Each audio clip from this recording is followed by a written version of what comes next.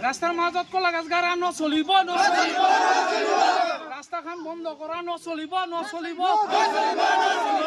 ৰাইজৰ মাজত খুব অসুবিধা হৈছে ৰাস্তাৰ কলা গাছ গাড়া তুলি দিব লাগিব ৰাস্তাৰ পৰা কলা গাছ গাড়া তুলি দিব লাগিব চাপৰৰ কাজিপাৰা তৃতীয় খণ্ড গাঁৱত ৰাইজৰ উত্তাল প্ৰতিবাদ গাঁৱলীয়া পথৰ ওপৰত গছ ৰোপণ কৰাৰ বাবে ৰাইজৰ এই প্ৰতিবাদ গাঁৱলীয়া পথটোৰ ওপৰত একাংশ লোকে গছ ৰোপণ কৰাৰ ফলত ৰাইজৰ অহা যোৱাত অসুবিধা হোৱাৰ অভিযোগ বহুবাৰ গাঁৱৰ ৰাইজে আলোচনা কৰাৰ পিছতো গছবোৰ উভালি নেপেলোৱাত সাংবাদিকৰ কাষ চাপে স্থানীয় ৰাইজে উল্লেখ্য যে ধুবুৰী জিলাৰ চাপৰ শালকুচা উন্নয়ন খণ্ডৰ অন্তৰ্গত আৰু ধীৰেশ্বৰ তাৰাংগাপুৰ গাঁও পঞ্চায়তৰ অধীনস্থ কাজিপাৰা তৃতীয় খণ্ড গাঁৱত একাংশ লোকে গাঁৱলীয়া পথৰ ওপৰত গছ ৰোপণ কৰি ৰাইজৰ অহা যোৱাত অসুবিধাৰ সন্মুখীন কৰিছে অতি সোনকালে গছবোৰ উভালি পেলাই ৰাইজৰ অহা যোৱা কৰাত সুবিধা প্ৰদান কৰি দিবলৈ বিভাগীয় কৰ্তৃপক্ষৰ ওচৰত দাবী জনায় চাপৰৰ পৰা আলী আকবৰৰ ৰিপৰ্ট অৰুণোদয় আছাম আমাৰ এখান চাপৰ ঘনিমাৰি কাজিপাড়া পাটথিৰি আমাৰ এই ঘনিমাৰি চান্দিৰগাঁও কাজিপাড়া পাটথিৰি এই ৰাস্তাখন যে আছে ৰাস্তাখনৰ মাজতে কলার গাছ গাড়ি থুইছে কিন্তু আমার রাইজর যাওয়া আসা খুব অসুবিধা হয়ে গেছে তো এইটা আমার রাইজর এইটাই আপত্তি যে রাস্তাখন আমাক খালি করে দিব লাগে কলা গাছ যে গাড়িছে কলা গাছগুলো উঠাই আমাক খালি করে দিব লাগে নহলে আমার খুব অসুবিধা হয়েছে আমি যে এটা গরু নিয়ে যাম রাস্তা দিয়ে তাও যাব নোৱাৰো এখন যে সাইকেল ঠেলি যাম তাও যাব নোৱাৰো কলা গাছ একবারে রাস্তার মাজত গাড়ি থইছে আমি রাজ্যক আমার রাইজে সবাই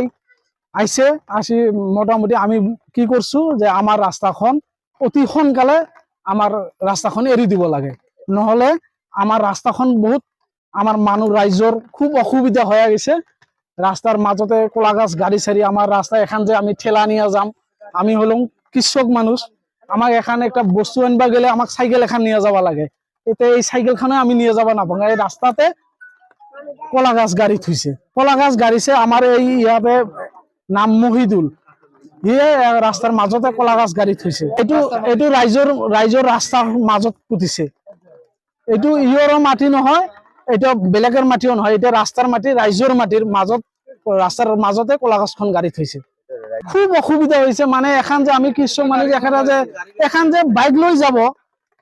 এইখিনিয়ে আমার রাস্তা থোয়া নাই একবারে রাস্তার মাজতে কলা গাছ গাড়ি থৈছে আমার রাইজের এইটাই আহ্বান যে আমার অতি সোনকালে রাস্তাখন আমার কলা গাছ তুলি এৰি দিব লাগে আমাৰ ৰাস্তাখন এৰি দিব লাগে নহলে আমাৰ যাওয়া আসা খুব অসুবিধা হয়ে গেছে এইটা আমাৰ সৰকাৰেৰ ওচৰত অনুৰোধ আমাৰ ৰাস্তাখন অতি সোনকালে এৰি দিব লাগে যে ৰাইজে আমাক কৈছে কিন্তু আমাৰ এই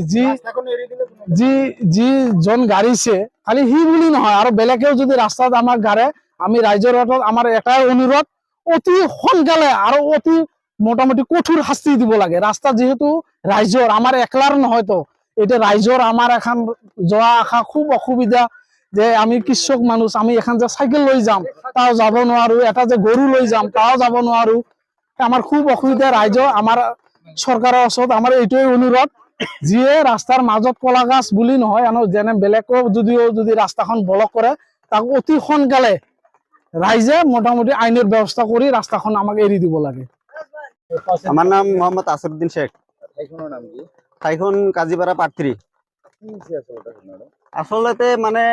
ইমান দিন হয়ে গেছে এইটা রাস্তা ঠিকই আছিল মানে আজি 15-20 দিন মান হল এই মহিদুল নামের মানুহটো তার সীমানা যেটা আছিল রাস্তার লগত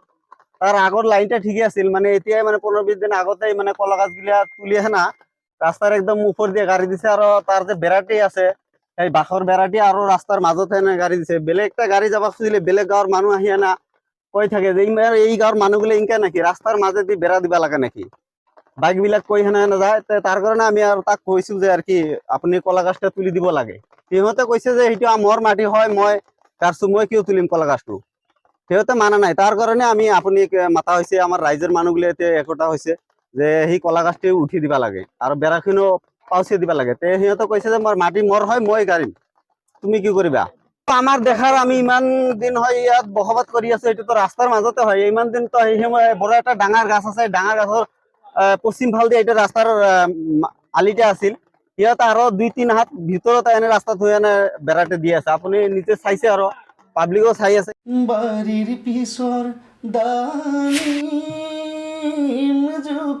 অৰুণোদয় অসমে লৈ আহিছে উঠাইছিলো বেলেগৰ ঘৰত So it depends on a person how you manage. এক ব্যতিক্ৰমী অনুষ্ঠান ৱেল মেনাৰ থকা চাবলৈ নাপাহৰিব য'ত থাকিব অসমৰ চুকে কোণে লুকাই থকা বিভিন্নজনৰ সুখে দুখে ভৰপূৰ জীৱন সংগ্ৰামৰ মন চুই যোৱা এক বিশেষ অনুষ্ঠান